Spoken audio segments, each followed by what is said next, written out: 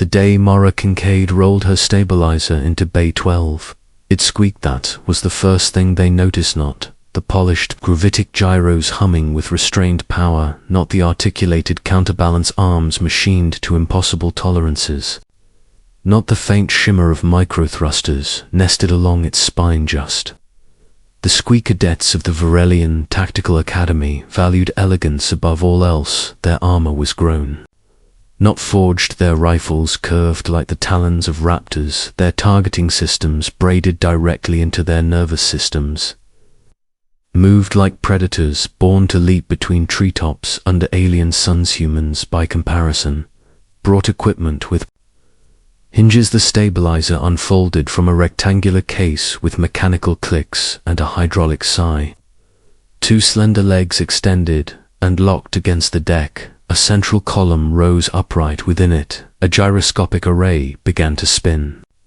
Low and steady, a vibration felt more than heard. The laughter began before Mara even attached her rifle. One Varelian cadet tilted his crested head. Is gravity difficult on Terra? He asked through the academy translator. Another flexed his clawed fingers around his sleek bio-rifle. Perhaps humans require assistance to stand still. Mara ignored them. She secured her rifle into the magnetic cradle and adjusted the alignment. Ring. Her weapon was long and unapologetically linear. A rail-driven platform built for distance rather than spectacle. It lacked the organic curves of Varelian design. It did not glow. It did not sing. It waited. Instructor Soreth observed from the elevated platform above the bay. His scaled form remained motionless, golden eyes unblinking. Cadet Kincaid, he said, at last you may deploy your apparatus. A ripple of amusement passed through the chamber. Mara lowered herself behind the stabilizer, one knee to the deck, shoulder firm against the stock cheek, resting in the same position she had practiced 1,000 times. Her gloved hand brushed the control pad. The gyros deepened their hum. Micro tremors from her pulse faded into nothing. The exercise began across a simulated expanse of 3 kilometers. Micro drones erupted from concealed ports, each no larger than a clenched fist. They scattered instantly, accelerating, vanishing behind projected terrain, ricocheting through artificial gravity wells. The Varelian cadets launched themselves forward. They vaulted from platform to platform with breathtaking agility. Their rifles spat luminous bursts of plasma. Shots arced through the chamber in dazzling curves. Mara did not fire. Her scope painted amber outlines around moving targets. Wind was not a factor here, but electromagnetic interference shimmered across the range. False signals flickered and vanished. She tracked hay drones snapped left at extreme velocity to cadets fired mid-leap. Both missed by centimeters. Mara exhaled halfway. The stabilizer absorbed the minute shift in muscle tension. Her crosshair drifted ahead of the drone by a fraction. Squeezed the rail system, kicked softly. A dense finned slug crossed the distance in silence. The drone disintegrated. One clean impact. Several cadets faltered in mid-motion. Mara shifted her aim by less than a degree. Another shot. Another drone shattered. She remained kneeling. A third drone darted behind. Holographic cover plasma bolts splashed against projected stone. Cadets attempted to predict its exit. Mara calculated the interference delay. She did not shoot at where the drone was. She shot at where it would bait. Slug passed through light and struck metal. 3 confirmed hits. 4-5. The chamber grew quieter, not because the drone slowed, but because the laughter stopped at the 2-minute mark. Most cadets were breathing hard. Their movements remained graceful, but their aim wavered. Even enhanced musculature could not fully eliminate the tremor of motion. Existed inside stillness. Her world narrowed to distance and time. Breath in, breath out. Pause by the end of 5 minutes. 17 drones lay in fragments. Mara had destroyed 12. The next highest cadet had 4 when the final tone sounded. Silence settled heavily across Bay 12-1. Varelian approached her. Cautiously, "You did not move," he said. Mara disengaged the magnetic cradle and began folding the stabilizer. "I moved enough," she replied, instructor. Sorith descended from the observation platform. He approached the stabilizer first. His claw traced the gyroscopic housing with deliberate curiosity. Then he turned. "To the class you mocked what you did not understand," he said. He gestured toward. "The folded device only snipers use that. Word translated imperfectly across species. Long-range eliminator, distant hunter saw." Continued the Varelian doctrine prizes. "Motion and proximity. It is effective. It is honorable. It is also predictable."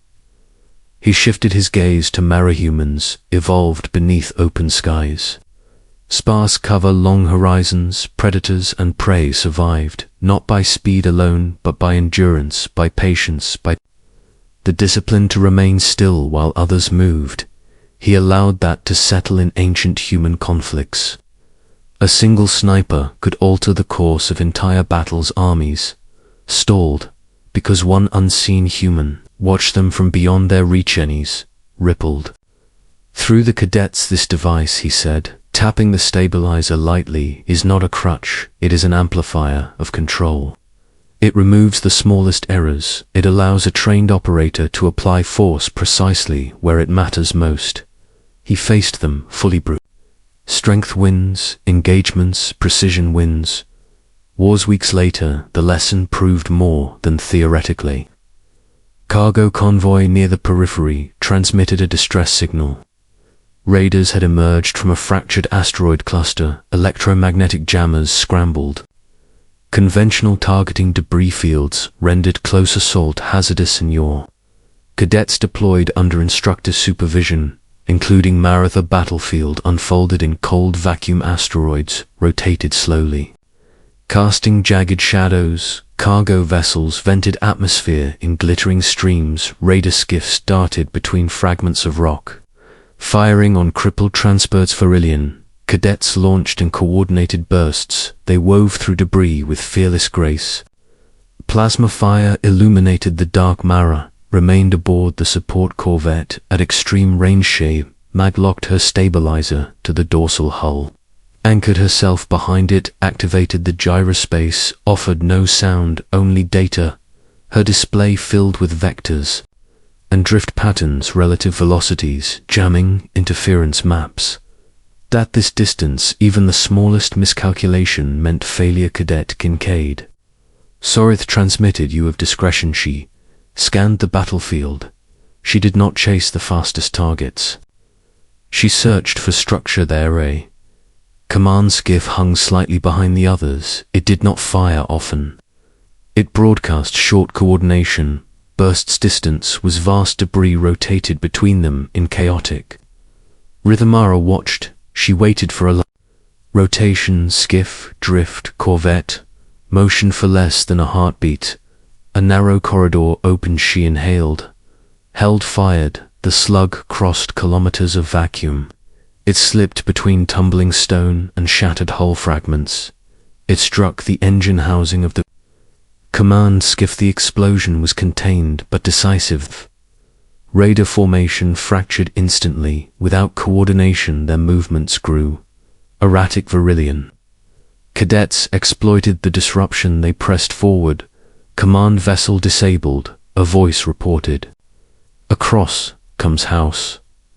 Sniper Sorith, replied Mara, had already acquired her next target. A weapons platform powering behind cover. She waited for another alignment, fired once. The platform spun lifelessly into space. A skiff lining up on a damaged transport. She led the shot carefully, fired. The skiff erupted in silent flame. She never rushed, never wasted motion, never wasted ammunition. When the surviving raiders fled into the asteroid field, the convoy remained scarred but alive. Back aboard the carrier, the hangar felt different. The same cadet who had once mocked her approached again. His posture held no ridicule, Now you remained distant, he said. Yet the battle shifted around you, Mara-powered.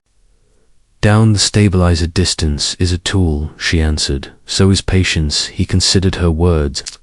Varelian tradition glory is seen in human tradition, she replied. Survival is enough, instructor. Sorith joined them. The galaxy is vast, he said. There is room within it for many doctrines. He looked across the gathered cadets. The next war will not be won by speed alone. It will be won by those who understand when to move. His gaze settled briefly on the folded stabilizer and when to be perfectly still as Mara carried the case across the hangar. The familiar squeak echoed softly against the metal walls. This time no one laughed. Asterisk.